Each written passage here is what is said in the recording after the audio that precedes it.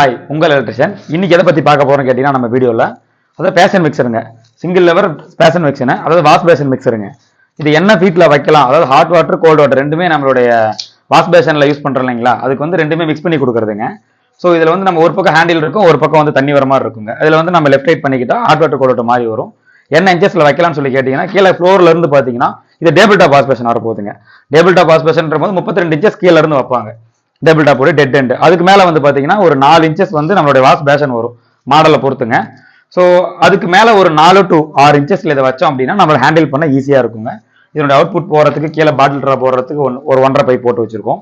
So அது வந்து கீழே ஃப்ளோர்ல இருந்து ஒரு அடி தூக்கி வச்சோம்னா பாட்டில் ட்ராப் மாட்டுறது ஈஸியா இருக்கும். ஏதாவது சந்தேகமா இருந்தா உங்கள் எலக்ட்ரிஷியன் சேனல்ல மறக்காம கேளுங்க. நன்றி, வணக்கங்க.